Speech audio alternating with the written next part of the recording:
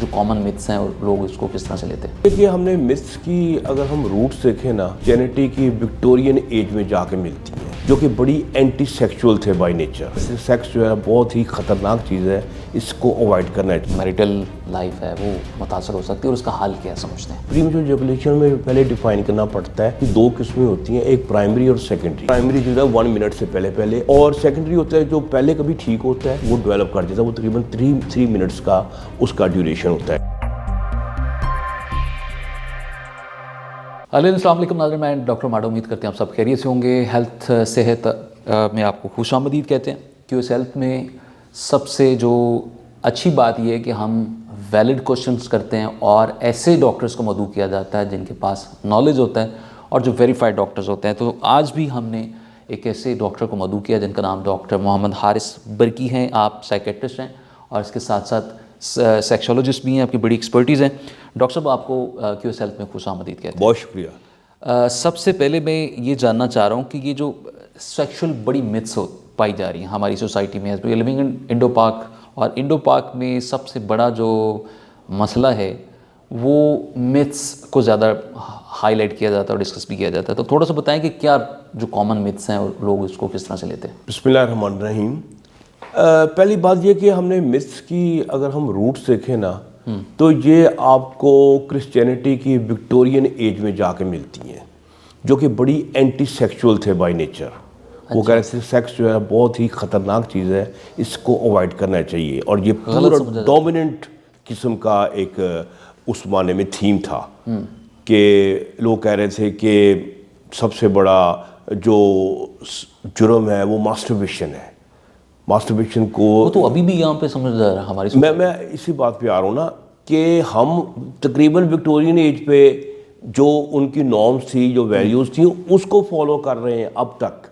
Still ابھی اس کو ہم ہاں جی، انڈو پاک میں وہ چھوڑ گئے، وہ آگے نکل گئے، بہت انہی کی بیس کے اوپر ساری متس ہیں وہ بیس کر رہی ہیں، جو ہمارے رگو پے میں ہمارے معاشرے کی وہ سرائز کر گئی ہیں۔ میں جیسے بتاتا ہوں نا، جو کہتے ہیں کہ جناب جو میسٹربیشن جو ہے یہ اس سے زیادہ خطرناک چیز جو ہے دنیا میں وہ ہو ہی نہیں سکتی سیکشول ہیلتھ۔ میڈیکل کیا کہتی ہے؟ میڈیکل تو کہتی ہے کہ یہ ہارملیس ہے اگر یہ صرف موڈریشن کے ساتھ کی جائے۔ میں بتاتا ہوں موڈریشن اور ایکزوربیٹنٹ کیا ہوتا ہے۔ ہوتا یہ ہے کہ اگر تو ایک ہے انسان جو کہ میرڈ نہیں ہے، اس کے پاس کوئی سیکشول آؤٹلیٹ نہیں ہے، وہ آؤٹ آف ایکسائٹمنٹ جو ہے وہ کرتا ہے جسٹ ٹو ریلیز، تو میڈیکل کہتی ہے کہ یہ it's very okay, there is no problem. تو لیکن کچھ لوگ جو ہیں وہ ماسٹربیشن کرتے ہیں because of anxiety, because of depression, out of frustration, اور وہ ایڈکٹ ہو جاتے ہیں، اور وہ اس کے ایڈکٹ ہو جاتے ہیں۔ یہاں پرابلم آتا ہے۔ دوسرا موڈ کیسے کی جاتی ہے؟ اگر آپ ڈرائی کرتے ہیں صابن کے ساتھ یا شیمپو کے ساتھ کر رہے ہیں، بہت ہارڈ گرپ کے ساتھ آپ اس کو کر رہے ہیں، with a feeling of guilt اس کو کر رہے ہیں، ود اے پورنوگرافی کر رہے ہیں، تو یہاں پر پرابلم ہو سکتی ہے۔ ہاں اگر آپ لوبریکنٹ یوز کر رہے ہیں جیسے کوکونٹ آئل ہے اور اسموتھلی کر رہے ہیں اور اس کو بہت زیادہ ہارڈ نہیں کر رہے، تو پھر اس کا مطلب یہ ہے کہ آپ صرف اپنی ہیلتھ کو مینٹین کر رہے ہیں، بلکہ یہ ہیلتھی ایکٹیویٹی بن جاتی ہے جن کے پاس ایکچوئل آؤٹلیٹ نہیں ہے۔ نوٹ میں ان کی بات نہیں کر رہا جن کے پاس۔ اس کو دوسرے پرسپیکٹیو میں دیکھیں، اسلام تو اس کو مکمل طور پر منع کرتا ہے۔ یہاں پر میں تھوڑا سا ڈیفر کروں گا، مکمل طور پہ کرتا ہے یا نہیں کرتا، اس پہ فقہا کا آپس میں رائے ایک جیسی نہیں ہے۔ تو اس میں جو میکسیمم جو میں نے دیکھا ہے وہ مکروہ کی لیول پہ اسے کنسیڈر کیا جا سکتا ہے۔ لیکن عربوں میں دیکھ، میری بات سنیں، شادی ہوئی تھی 12-14 سال کی عمر میں، اب وہ بندہ جو ماسٹربیشن میں جاتا تھا، بہت جاتا تھا مے بھی، لیکن یہاں تو دیکھیں نا، اب 30 سال تک تو شادی نہیں ہوتی۔ اب 30 سال تک اگر بندہ بالکل سیکچول آؤٹلیٹ اس کے پاس نہ ہو تو یقینی طور پہ اس پہ مینٹل افیکٹ آئے گا، وہ فرسٹریشن میں، ڈپریشن میں، انزائٹی، اور لوگ اس کو اٹیچ کرتے ہیں، نہیں جی نہیں، جو بندے کو نوکٹرنل امیشن ہو جاتا ہے، احتلام ہو جاتا ہے، وہ ایک نیچرل آئی ٹیل یو یہ کوئی ریلائبل آؤٹ سورس نہیں ہے. کیوں؟ اس کا کچھ نہیں پتا ہو نہ ہو. اب کئی لوگوں کو پھر ڈراپس آنے شروع ہو جاتے ہیں. نہیں تو نائٹ فال ٹھیک نہیں ہے نا؟ نہیں نیچرل لوگ کہتے ہیں کہ نائٹ فال ہو جائے گا تو ماسٹربیشن کی ضرورت نہیں. ہاں لیکن یہ ریلائبل نہیں ہے, آپ کے کنٹرول میں نہیں ہے. ریلائبل نہیں ہے تو ہاؤ یو کین. اور پھر یہ ہوتا ہے کہ جس کو ماسٹربیشن بھی نہیں کر رہا. میرے پاس بے شمار مریض آئے ہیں جو کہتے ہیں جناب ہم نے زندگی میں ماسٹربیشن نہیں کی, اور بیچارے رو رہے ہیں کیوں جناب مجھے قطرے آ رہے ہیں, مجھے کمزوری ہے, مجھے پریمیچور ایجیکولیشن ہے, مجھے یہ ہے, مجھے وہ ہے. میں نے تو کچھ بھی نہیں کیا زندگی میں, تو میرے ساتھ یہ کیوں ہو رہا ہے؟ کیا کرتے ہیں ان کو آپ؟ جی کیا سجیسٹ کرتے ہیں ان کو؟ میں پھر اس کو بیسیکلی وہ پرابلم ان کا بڑا کمپاؤنڈ ہو چکا ہوتا ہے. وہ بیسیکلی انزائٹی ڈپریشن کے پیشنٹ بن چکے ہوتے ہیں. ان کی جو ہارمونل فنکشن ہے وہ خراب ہو چکا ہوتا ہے. وہ بہت کمپلیکیٹڈ ہوتے ہیں, گلٹ کے مارے ان کے وہ بڑے پریشانی ہوتی ہے ان کو. اچھا اکثر پری میچور ایجیکولیشن ہے یہ بھی بڑا ایک مسئلہ ہے, اور کس طرح سے یہ آپ جو میریٹل لائف ہے وہ متاثر ہو سکتی ہے, اور اس کا حل کیا سمجھتے ہیں؟ دیکھیں بات یہ ہے کہ پری میچور ایجیکولیشن میں پہلے ڈیفائن کرنا پڑتا ہے کہ یہ تقریباً اس کی دو قسمیں ہوتی ہیں, ایک پرائمری اور سیکنڈری. پرائمری جو ہے 1 منٹ سے پہلے اور ہمیشہ سے, کبھی بھی انسان 1 منٹ یعنی کہ ٹھیک نارمل نہیں ہوتا اور وہ پیدائشی ہوتا ہے. اور سیکنڈری ہوتا ہے جو پہلے کبھی ٹھیک ہوتا ہے بعد میں وہ ڈیولپ کر جاتا ہے. وہ تقریباً 3 منٹس کا اس کا ڈیوریشن ہوتا ہے کہ 3 منٹ سے پہلے وہ اور زیادہ تر آپ کو کیسز جو ہے نا پرائمری ملتے ہیں. اور پری میچور ایجیکولیشن کین یو امیجن یہ 30% پاپولیشن میں ہوتا ہے. 30 ہاں جی. تو اب یہ لائف کو کیسے ڈسٹرب کرتا ہے, میں ایک سمپل سی بات بتاتا ہوں کہ فیمیلز پہ انہوں نے تجربے کیے جن لوگوں کے ہسبینڈ پری میچور ایجیکولیٹر تھے, تو وہ فیمیل اتنا ہی سفر کر رہی تھیں جن کے جو ہسبینڈ تھے وہ امپوٹنٹ تھے. جو نمبر تھے ان کی ایکول سفرنگ ان کی تھی, جو فیمیل جن کے ہسبینڈس یا پارٹنر جو تھے دے ور دا پری میچور ایجیکولیٹر. اب یہ مرد کا تو میں بتاتا ہوں کہ جو سیلف اسٹیم ہے اس کا تو حشر نشر کر دیتی ہے پری میچور ایجیکولیشن. لوگ قریب نہیں جاتے اپنے پارٹنر کے, کیونکہ انہیں پتہ ہے کہ آگے سے ان کو رسپانس کیا ملے گا. کیونکہ فیمیل جو نا وہ فردر فرسٹریٹ ہو جاتی ہے, سیکچول ایکٹ سٹارٹ ہوتا ہے, وہ ایک دم اپنی ہیٹ میں اس کے اراؤزل آتا ہے. اب یہ اراؤزل اپنے پیک پہ ہوتا ہے تو وہ انسان جو ہے وہ کنارہ کش ہو جاتا ہے, دور ہو جاتا, کیونکہ اس کی پری میچور ایجیکولیشن ہو جاتی ہے. اب فیمیل جو ہے نا وہ پھر کول ڈاؤن ہونے میں اسے بڑی تکلیف ہوتی ہے, باڈی میں دردیں, اینگر, فرسٹریشن, بڑا کچھ, پھر ڈپریشن, انزائٹی اس میں ہونا شروع ہوتا ہے. تو وہ عورت جو ہے نا اس کو اوائڈ کرتی ہے, اور بندہ بھی کہتا ہے میری بھی کون سی عزت ہونی ہے جا کے, تو وہ بھی اوائڈ کرنا شروع ہوتا ہے. تو اس طرح ان کی بھی لائف جو ہے نا وہ رات کی. حل کیا ہے اس کا؟ حل کیا ہے, کیا سمجھتے ہیں؟ بہت سارے لوگ ادویات بھی لیتے ہیں, بہت سارے حکیموں کے پاس بھی جایا جاتا ہے, اس کو ٹھیک ہونے میں کتنا ٹائم لگ سکتا ہے, اور اس کا پرماننٹ سولوشن؟ دیکھیں 2 قسم کی ہے. ایک تو ہے پرائمری ہوتا ہے جینیٹکسلی. میں نے کچھ چیزیں جینیٹکلی ہوتا ہے, کچھ ہمارے جینز ہوتے ہیں, کچھ ریسیپٹرز ہوتے ہیں, وہ پیدائشی طور پہ ہی ٹھیک, کیونکہ اتنی بڑی پاپولیشن جو ہے نا وہ نارمل ویریشن ہے, لیکن وہ ہم نے ایک سٹگما بنا دیا پری میچور ایجیکولیشن. ٹھیک ہے, ہماری بات سمجھ رہے ہیں؟ مثلا ایک فیملی میں پھینے بچے پیدا ہو رہے ہیں, پھینے اب نارمل تو نہیں ہے نا, لیکن چلو جی وہ ہے. اس طرح یہ ایک نارمل ویریشن ہے جو پرائمری پری میچور ایجیکولیشن, لیکن یہ ایک سٹگما ہے. اس کو یہ جینیٹکلی چونکہ ڈٹرمن ہوتا ہے تو ہمیں پھر میڈیکیشن دینی پڑتی کنٹینیوس بیس پہ, تاکہ ان کی جو کیسے مینیفیسٹ کر رہا ہے جینیٹکس اس کو ہم کنٹرول کر سکیں with a medication and plus therapy.